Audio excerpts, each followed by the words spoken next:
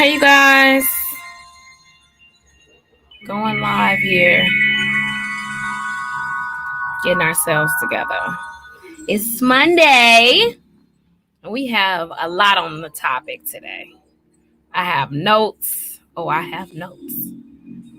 And I am really excited to have this conversation with y'all today.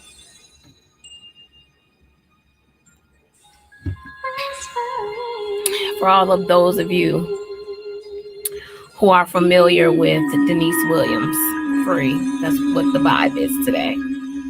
Just trying to have it playing in the background for y'all today.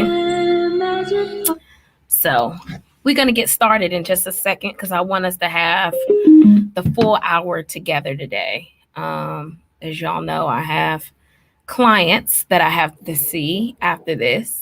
So I want to make sure we have all the time that we can together today. So we're going to get started in just a moment. I'm about to actually make sure I go live on Instagram. I've been trying to be more thoughtful about doing these lives. Excuse me, for those of you who miss it, it posts to YouTube or it goes live on YouTube at the same time. And what else was I going to say? And also I'm trying to do Instagram and all that stuff. So if you miss it, that's okay. Please share, tag a friend before we get started.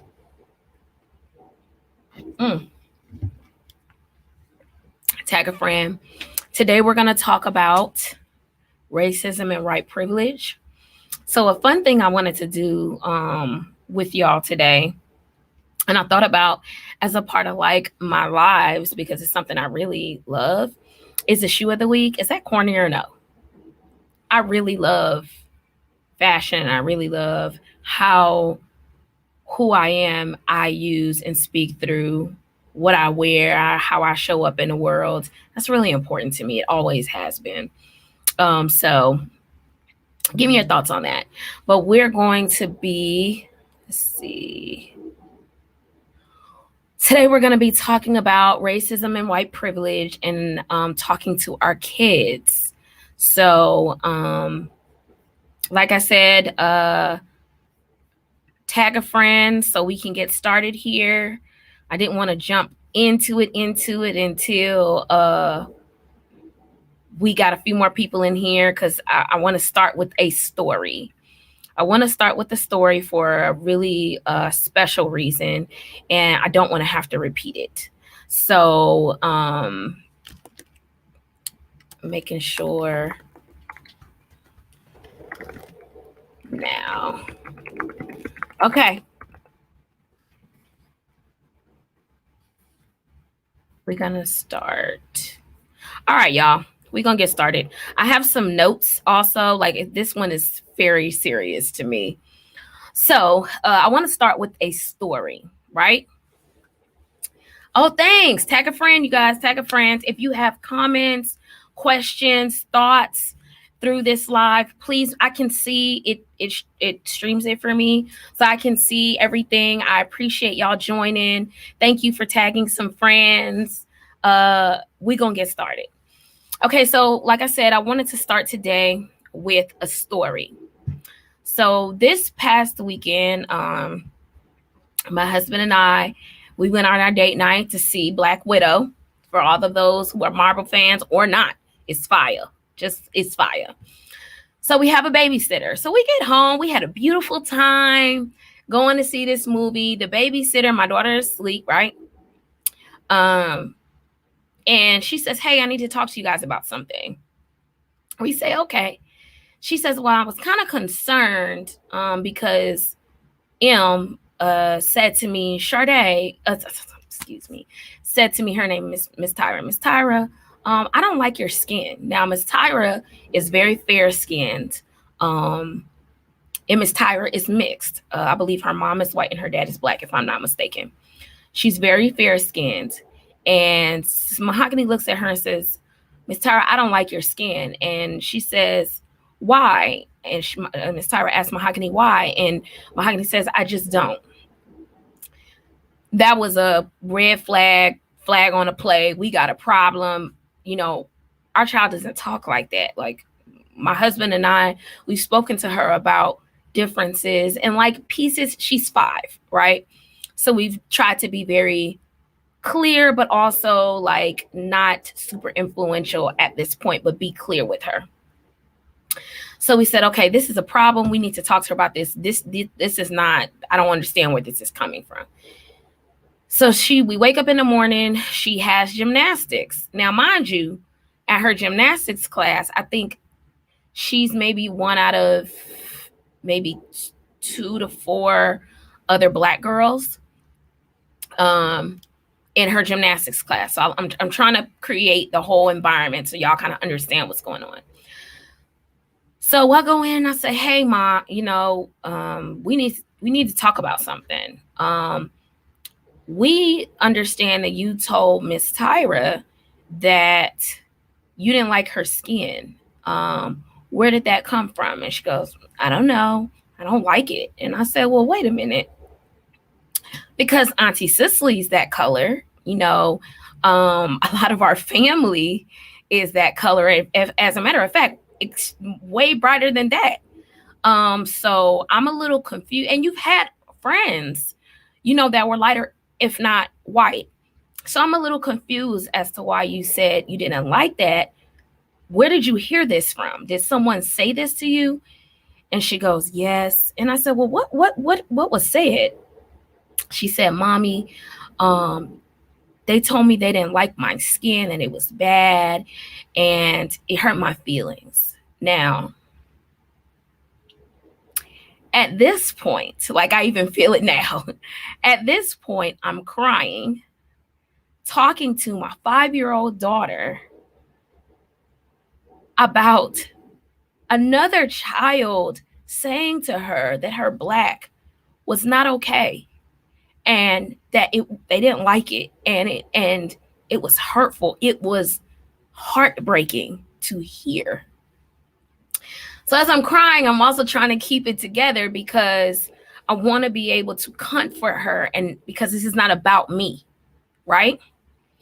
So in this, and I said, Mommy's crying because, this, just hearing this, I really feel very sad about that. And I'm very sorry that that was your experience.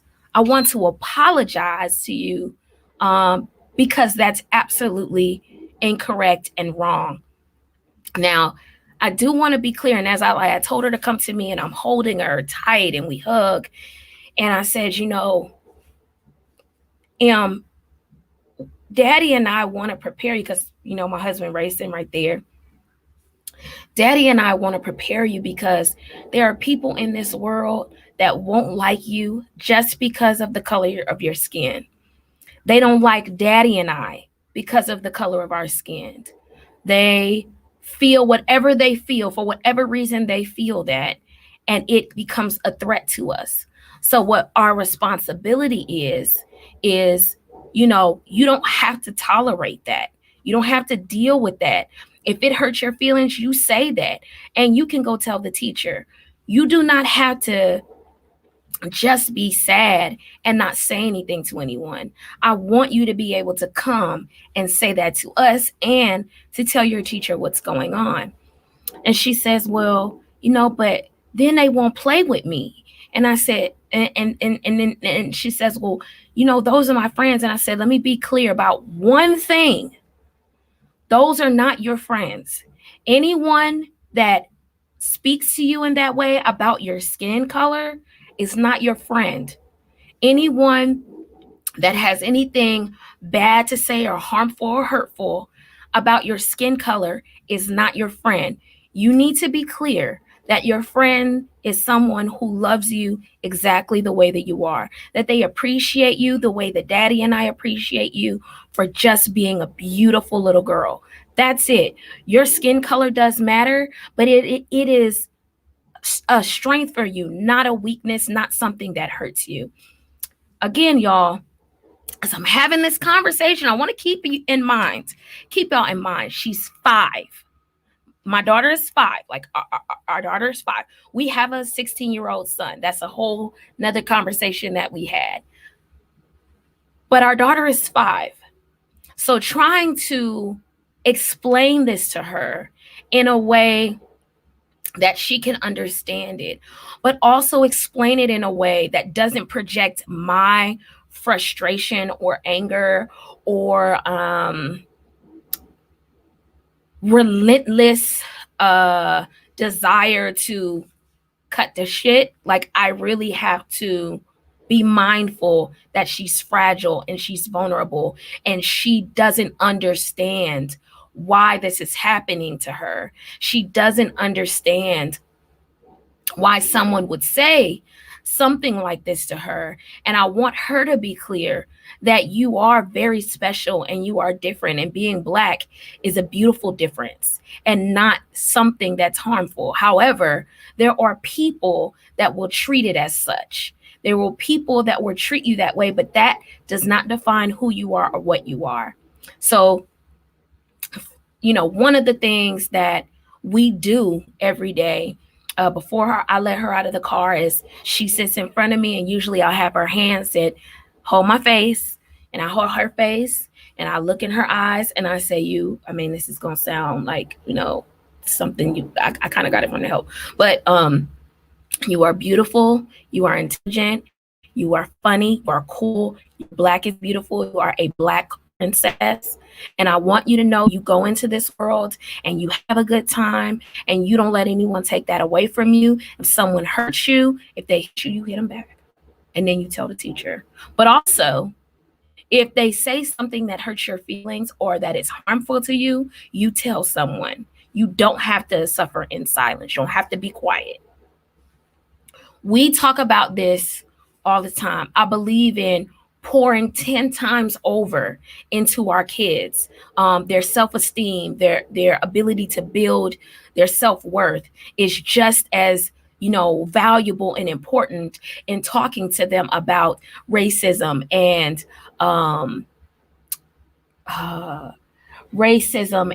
white privilege. Like, we have to be able to pour into them ourselves and let them know why their Black is valuable, why they're valuable, and not just in the context of someone hurting them. That should be something we do on a daily basis with them. So I try to be very intentional about those kinds of things with her. But I can't tell y'all how heartbreaking it was for me to have this conversation with my 5-year-old. And, when Papa and I, my husband and I, had the conversation with our 16-year-old, listen, I was crying then, just understanding and knowing, like, you are going to go out in this world as a Black young man and you are not safe. At no time are you safe. When you're out in these streets and you're just, naively living and being, you're not clear about who sees you as a threat, who hates you and despises you just for being born, just for looking the way that you look, just for being powerful. You have no clue. The level of awareness you have to have as a Black person is just different. It is 10 times what it looks like and feels like as to a white counterpart. We are not going to apologize for racism. That is something that is absolutely, unequivocally not okay, ever. And I think the issue is I remember growing up, I don't remember having these conversations with my parents. I don't remember being fed into just as being Black. I didn't know what that meant. I was naive for a very long time. And I will have to say that, like, for me, I started to see differences, like, as I grew up, and it was really more so as I started to get older. I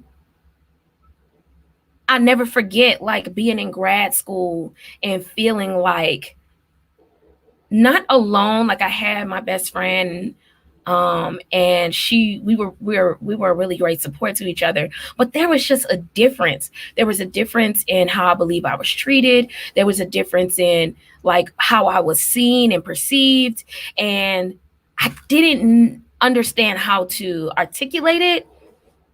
And then I also didn't know that it was valuable and it was important, because I didn't want to appear as if like I was told I was, I could be the aggressive one, or I could be the, how that goes, in order to discount your thoughts and your feelings, you're told that you're aggressive, or you're told that it's invaluable or unimportant, or you're delusional.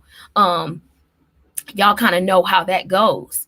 And so I just want to give our children a different experience. I want her to grow up watching Hidden Colors. For all of those of you who don't want to know what Hidden Colors is, please look up Tariq Nasheed. Make sure that you watch it. Man, so much of our history is hidden. And I think that's the whole point of Hidden Colors, is like this opportunity for this beautiful Black man to bring this to the forefront and help us educate ourselves. It's a reason why Black history isn't taught in schools. There's a reason why our children aren't exposed to their wonder and their power. There is a reason why. And I'm, it's so unfortunate that we have to resort to making things like Hidden Colors, like it should be integrated in the public school system, but it's not. So I want y'all to be clear on our Black babies. It is our responsibility to educate them, prepare them, arm them. And I mean arm them in the best ways possible to protect their peace, to remain safe, to be clear about their power and their value, and to also be clear about the threats that are out there for them, and just waking up every day, just living, just being the threats that exist for them. So again, y'all, I feel so overwhelmed with passion and love and it's like fear, and that we raising these babies, and we know what it exists out here, right? So I wanted to keep it to some key points. I asked myself a couple of questions as I was like preparing this, and I was like, oh my gosh, there's so many things to tackle in this conversation, but I want to keep it like clear, because y'all know I could kind of be all over the place sometimes. So where there were a few points that I wanted to hit. So as parents, we need to be clear about what the dangers are in not talking about race. That's dangerous. That's not safe. It's not safe for our children to go out here in this world and not be clear about what is out there for them, what people are out to,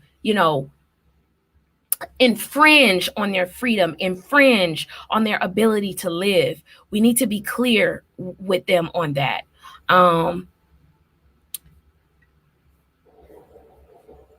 Preparing and it's interesting that I even use this word, preparing our children for the inevitable. We all have our stories of encounters of racism, encounters of white privilege, encounters of discrimination. We all have our stories and experiences that we'll never forget, right? So we have to prepare them to be aware, to arm them with value and power and the ability to be educated and be able to protect themselves, right? Being clear with your kids about your fears and anxiousness, and that has nothing to do with you being able to support them. Like, you're clear about your feelings, but there is a boundary, and you're also supporting them in their efforts and their needs, okay? Not projecting your anger and redirecting that into support and education.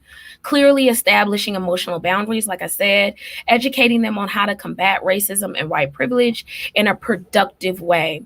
Being clear about systemic inequality and discrimination. We are not at all going to act like racism is built in the foundation of the United States, which is where this whole idea of, not pledging to the flag anymore. It's funny how, like, when my daughter went back to school, during COVID time, and she was telling me about putting her hand over her heart, and how come I didn't know this as a kid? How come I didn't know? How come someone didn't prepare me? And like I said, I think my parents did the best job that they could in just living and breathing and supporting us. I wish I knew more, and I had adversive feelings about her going to school and raising her hand over her heart and facing the flag, knowing that, when the Pledge of Allegiance says, invincible with liberty and justice for all, that's not even a real thing. Not in the United States, it's not. We all know that, and we're clear about that. The Pledge of Allegiance was made for loyalty, right? It wanted people to pledge their loyalty. It wasn't necessarily created for that idea of justice for everyone. And I struggle with that, right? I struggle with that. So keeping on that, some of the notes that I made as to how we can talk to our kids about racism and white privilege. Don't be afraid to be vulnerable. If you're sad and you need to cry, go and do your thing. Let them know you're a person. Let them know that this has hurt you too. Let them know that it's hurtful for you to even talk about, but it's necessary. Let them know that it is a very fragile, vulnerable space to live in and breathe in. And sometimes it can be suffocating. Let them know where you stand and how it's impacted you. That arms them much more. It doesn't take away from your value or your power to be vulnerable with your children at all. Educate yourself and get some resources. I'm gonna tell you what, y'all, like, as an adult, I have really had to do a lot of education just on me. We went to see, I think that was like a year or so ago, the last Hidden Colors that Tariq came out with. He had a premiere for, and my husband absolutely like follows Tariq Nasheed, and for a moment he was listening to Dr. Umar and all of that. So I really had to arm myself with more education because, there's so much I don't know. There's so much that we have to get on our own. So don't be afraid to educate yourself. And you're right. You are 100% right. That level of honesty, it does get met with resistance. And that's the part that, I wasn't prepared for. I wasn't prepared for how to respond to racism or white privilege when I see it, when I experience it. I wasn't prepared, right? I don't want to be reactionary. I want to be proactive, and I want to be productive. And there is going to be resistance. And, we already know how that looks, right? When people are uncomfortable, right? It's okay to be comfortable with racism and your privilege, but it's uncomfortable for you to listen to someone's experience or challenge you on it. So we have to prepare them for that, right? Disconnect value and racial statements. So this is really important to me. We all know that there are things that are always said and done, microaggressions, racial undertones, things like that we have experienced. But I think with combating that is disconnecting. That's your shit. That's not mine. My value has nothing to do with your perception of me at all. That's a boundary, right? Us having to create boundaries and educating our children on how to create emotional boundaries between racism and white privilege and their individual value. That's really, really, really important. There has to be boundaries there. Validate, and I said this a little bit earlier, validate and pour into their value and their existence. It starts at home. It starts with you. How do you pour into them every day, right? Every day. Excuse me, educating them on who they are, their power, their existence, what that means. Being sure we pour into them, and not just when things happen. Make it a daily routine to do that. Educate them through modeling. Some of the best teaching moments can be when they see us in action, right? Every day, every moment, when we talk about the beauty of being Black, when we are handling ourselves and carrying ourselves in a particular fashion, when we respond to racism and white privilege, or we proactively create spaces to support and speak up for justice, all of that matters. All of it matters. We're modeling, right? I'm just going down. I made a whole list, y'all. Exploring the concept of privilege and the ways that it shows up. So I actually looked up the definition of privilege, and it said privilege describes the reality that a person of color may be punished or treated differently for doing the same thing as a white person, whether that means talking to an authority figure in a certain way or walking late at night in a suburban neighborhood. Research shows that this disparity exists and children should grasp it. Absolutely. I have some resources I'm going to put in the chat for you guys. So shoot, I didn't mean to do that. My bad. I'm going to put some resources here that y'all can access in your own time. I wanted to make sure that I provided some of those for you. So it's essentially us focusing on raising racially conscious children, right? That we make them aware that they are prepared in the world that we live in, that they are not just having to be a result of reaction, but they can be proactively aware and prepared, which again can be a challenge in and of itself. And encouraging them to stand up for themselves. We don't have to endure, right? We have to speak up. We have to allow ourselves the space to be honest, even in challenging circumstances. Like Connie said, the honesty still gets met with resistance. Absolutely. And I have to say that, like, it comes down to being able to speak up for yourself and seeing value and worth in you to be able to endure and persist, right? Resilience is something I think that we have. We've been a resilient people for forever. Persistence is also key.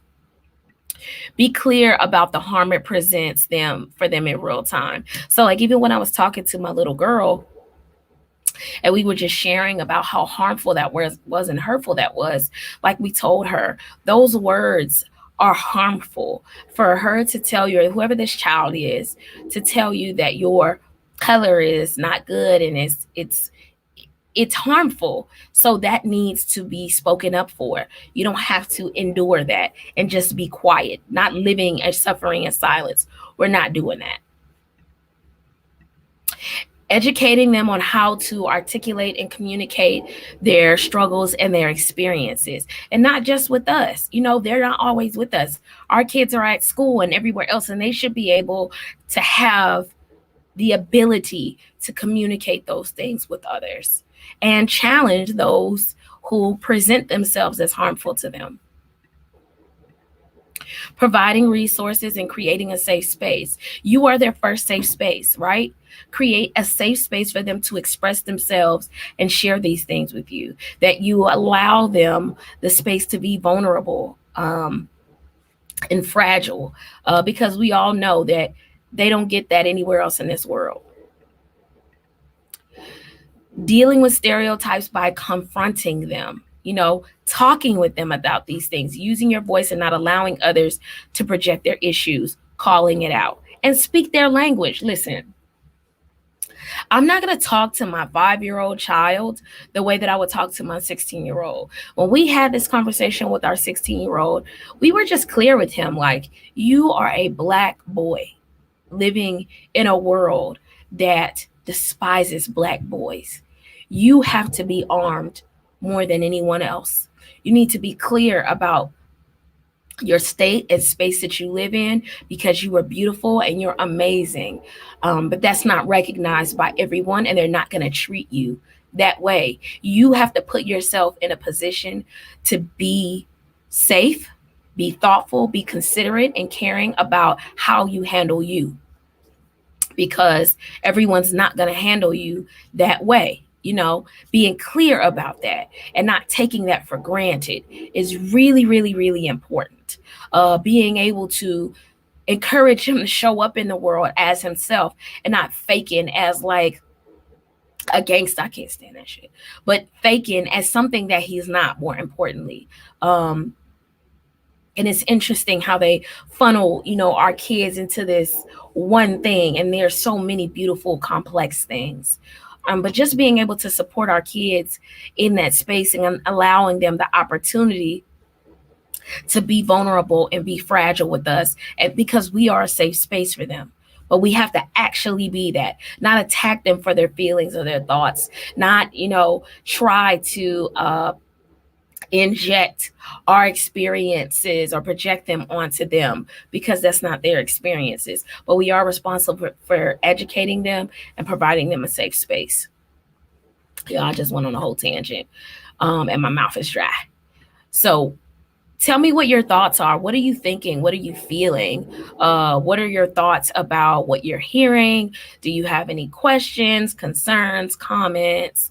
What are your experiences with racism and white privilege? How have you talked to your children? How do you deal with it yourself? Because it's a really challenging space to live in when it can present itself just about every day, all the time, right? How are y'all living in that? And if you're not Black, how are you showing up as an ally? Or if you're not an ally, what encourages your racism or your privilege? I'm open to all of these conversations, and I want this to be a space where we can have that kind of conversation. So please chime in. I definitely don't want to just go on my little, y'all had notes for days for this. Like I was, and I also want to be clear about like statements like being colorblind. That's not a thing. Okay. We're not colorblind. Okay. For those of us who are, they still exist, right, in a racial construct. Okay. Being colorblind is not a thing. It's not. And I think it's unfair and unsafe to teach our children that it is, because that's not protecting them. That's putting them in harm's way. It puts them in harm's way. We have to be clear about the space that we live in and what that looks like. Honesty absolutely is key. Being able to translate that into kiddo language, using words like your skin color, but I also will say be clear about the fact that they're Black, that they're brown, that, you use very clear strategic language around that. Harm, not helpful. How can you speak up for yourself? So I may not say productive or something like that, or communicate. I'd say, speaking up for yourself, using your words, those kinds of things when I'm talking to little kids. And they need to know how to do something. They're not going to respond when they don't understand the language. So we have to use language that's reasonable and speak theirs. There are differences, and acknowledging those differences creates safety for them, so they know how to move in the world, right? They know how to move. We're responsible for that.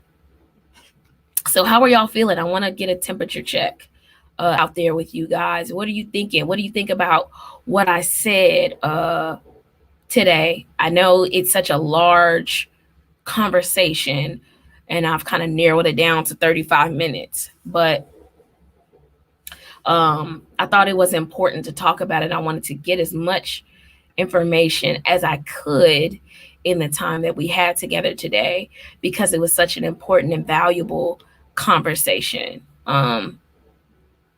So please, please, please chime in.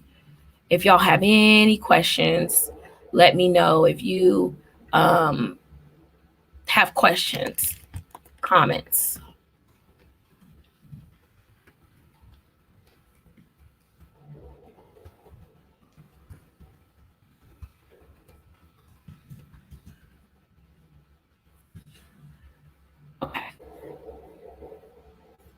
So, how are y'all feeling?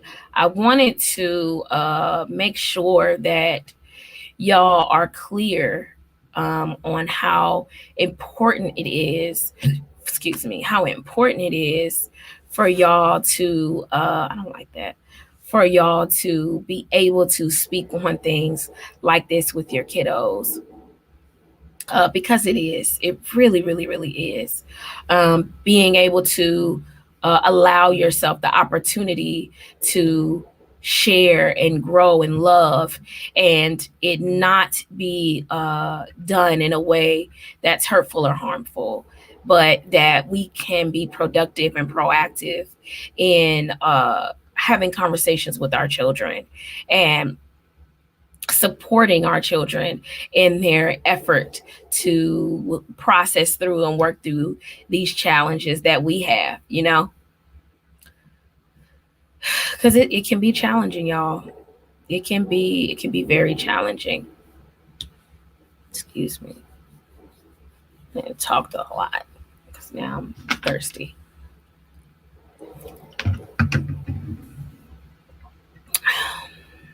What are y'all thinking? Do that. Whew.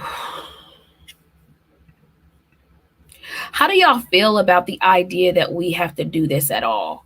I think that's one of the biggest challenges is like, the fact that we have to do this at all, the fact that we have to have these conversations with our children, the fact that we have to go into the world and prepare our children for the inevitable, right? Racism and white privilege. It's really, really hard. It's heartbreaking, especially having those conversations with these innocent little beings who will eventually can't figure out. Yes. And we're gonna get to that too. Having chat today, we're talking about racism and white privilege and talking to our children about those comments and conversations. Watching our parents navigate that, you know what I mean? Like watching them endure, that's a lot, How do we show up for ourselves in those spaces? How do we process through and talk through our experiences? I'm gonna give you guys another example. For me, as a business owner, I pride myself on being able to do good business and being able to be transparent and thoughtful. And so I was looking to hire a nurse practitioner. And with that, I said, okay, well, I'm going to do some interviews. So I had this gentleman, an older white gentleman, who does a pretty great interview so much. And then we get to the end and I said, well, what are your salary requirements? Well, I don't think that you could afford. I don't think you can afford me. Well, wait a minute. Am I interviewing you? Y'all, I can't make this shit up. What? It's just and what I know is if I was Caucasian, if I was white, that would have been a very different experience. And I'm just sick of it, to be perfectly clear. But I had to have a very clear moment, on as professional as I could be. Sir, we need to move on. Clearly, I'm interviewing you. This is not the time or space for that. But since you think that, you don't worry about it. We're done here. We're done. You looking for a job, not me, sir. Y'all, come on now. It's difficult to think about having to do it, but it's necessary. But whether we do or don't, they still have to face the systemic racism. Absolutely. Either we harm them or we don't. Either way, they're going to meet it at some point. They're going to meet it at some point. And we don't know when that point is going to be. We don't know, how they're going to respond unless we prepare them. We have to prepare them. I don't think it's fair to send our kids out into the world that's dangerous without arming them. That's dangerous. They need us to arm them, to prepare them for the world. And if we don't, they out there on their own, and that's dangerous. It's dangerous. It's been a lot of scenarios where, I wish I had better knowledge. I wish I had the language to be able to articulate why that's absolutely not for me. Like, I think when you're challenging racism and white privilege, because it's so systemic and coded, being able to articulate yourself and challenge it is just as important to know how to say that and how to do that, because how it happens. Someone says something that's racist or does something on code, and or they use their white privilege, or white privilege is prevalent. And when we speak up for ourselves, we are the ones that we're making shit up. We're delusional. We're trying to be manipulative or aggressive or angry. There's not that, again, that's staying on code. It's not that there's an actual problem. It's that we are the problem for saying something about it. Listen, those days are done. Excuse me. And we have to excuse me, what is going on today? We have to prepare ourselves and our children. Oh, sorry, I meant to show these as if they were coming. I'm sorry. Even when we arm them, that tell them exactly what they should do to try to stay safe, and they still face issues that could be fatal. Facts. So, like I was talking to my 60-year-old son, when you hear about all of these Black men getting killed for doing absolutely nothing, for living, for being. And even if we do our best to prepare them, that still does not necessarily avert them from the consequences of racism. Absolutely. 110%. I do believe that it is better for us to prepare them than to not prepare them. And even when we say, hey, go out here, these are the potential consequences. These are the things that are out there for you. I just want you to keep your eyes and ears open and be aware. Do still understand that sometimes even when we do our best and when we're prepared and we go in there and we give our best, just like taking a test. It's the way I kind of explain things to them. Just like taking a test. You studied all night. You've been studying for the last couple of weeks. You got quizzed yourself, right? You quizzed yourself. You prepared yourself, and you go in there and you get a C. Or you fail, shit. I don't know about y'all, but that's happened to me. I just knew I had it, and it was a no-go for me. It's like that. Like, you're prepared and you have the potential to do a lot better prepared than not. That doesn't mean that it's not something waiting for you. 100%. And I appreciate, y'all sticking in here with me through this conversation. It's such a hard one to have. When we know the consequences of white privilege and racism, we know how it's embedded in the system and in the United States and the world that we live in our everyday living and existence. It's just present, ever present. And that's just having to be proactive about using our voices and doing what we can when we can, instead of acting like it doesn't exist or just being reactive, right? Just being reactive is also not helpful. Having these kind of conversations with each other and having them publicly to educate folks and support folks is just as valuable. One of the support groups that I had here, which I really want to try to bring back, one of the support groups that I had here was called Understanding. And it really was just a place for Black folks to come and be heard, be supported, be loved. That's it. It was free. It was for the community. And I found that to be so necessary because we get it, but we need a safe place to just sometimes hear that someone else gets it. And you don't have to explain 17 times why something makes sense and why this and that. You just need someone to get it. And so that's why it was so important for me to have that support group available for folks to just be able to come and express themselves and have the support that they were looking for. So again, y'all, this was so important to me and it was so fresh for me. Please tag a friend, share, make sure that you subscribe on YouTube at the Barefoot Therapist. Comment. We're going to keep having these hard-hitting, challenging conversations about love, light, race, families, our Blackness, all that good stuff. And because I think that it expands our ability to be vulnerable, and having these conversations with each other also educates us. I love being able to come on here and be educated.